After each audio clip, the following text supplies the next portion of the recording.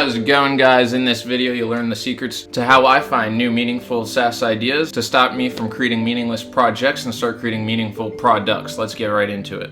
So a tidbit about me, I'm a 21-year-old engineer working at an e-commerce integration. I'm also continuing to finish my computer science degree, which is turning into a marathon and not a sprint. And during the last couple months, I've been researching from the best indie hackers and indie founders alike to find the best mental models for creating meaningful products and not meaningless projects. And that's the information I plan to share with you guys today.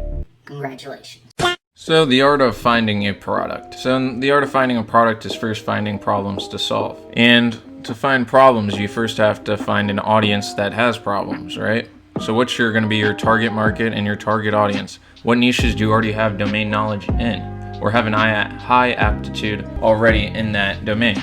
So for me, a personal example, I might be going a little fast, but I'm just going to go show you guys a personal example of my personal target market and target audiences would be I have a high aptitude for e-commerce, full stack development, computer science students, as I am currently a computer science student. High school and college wrestling was really big into that. UFC, into that. Stocks, health, software as a service, and indie hacking. Now then on to the next step. So you have to find out where the people in these audiences that you would make your own list for, that you have an high aptitude or domain knowledge already currently in, and find out where they talk and openly communicate. So I'm going to go over another personal example. So recently this week, searching through for finding my next product idea and project idea.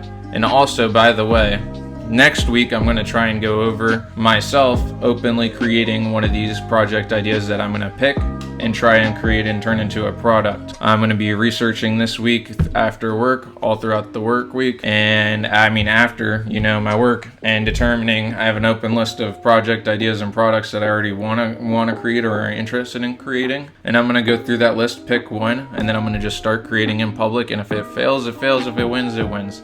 I got a long life to live, so I won't get hurt either way. Now, one of these, so I'm going to go over another personal example of research I've been doing is building an app on top of Slack. I use Slack every day in my workplace, and I'm sure a majority of software developers do, and I'm sure there's pain points for workflows, and I've already found workflows that could be solved or could be added on top of Slack that would add use. So where do people that use Slack talk, right? They talk on Reddit, they talk on the Slack community forums in Reddit. There's a Slack community where developers in certain locations will group up and they openly discuss. Those power users would be great to do research on top of and discover pain points that I could help service them. So I'm going to show you an article I found on Slack, not exactly them just discussing pains or problems or that they have with Slack, but I actually found that 29 days ago, there was a post on Slack with the exact product they were looking for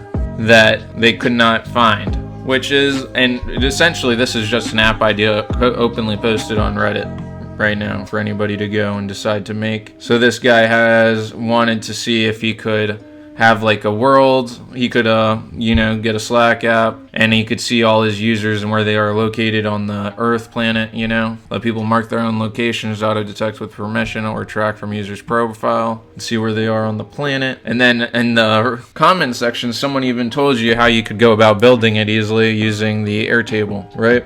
And then some of these guys are guys that I find very interesting. Sahil, if we go to Sahil's Twitter, Sahil, very smart guy. He created Gumroad, and he made a post a while ago about what he thinks if he was building a company today, what he would build on top of, and he said Slack and Zoom. So to give you some more research that I've done on top of Slack and Zoom, I'm pretty sure on top of Slack there's 2,000 plus apps and on top of Zoom there's 1,000 plus apps compared to the Apple marketplace with millions of apps. Definitely a lot less competition. And Naval, who I follow, posted very recently that he thinks the next stage of web is going to be decentralized creator economy.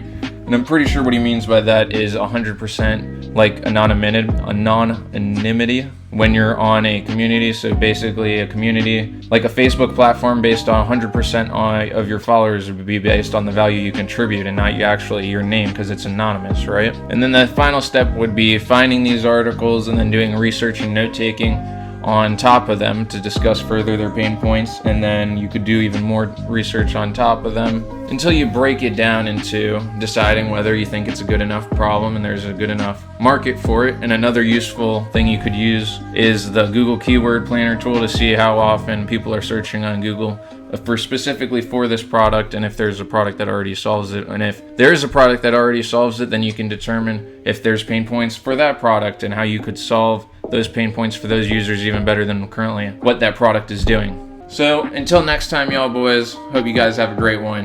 That wraps up the video. Hope you guys got a lot of valuable information to apply to your own idea generation systems. Hit that subscribe button to see what I'll openly be building in public next week and the research behind why I chose the idea. Thanks.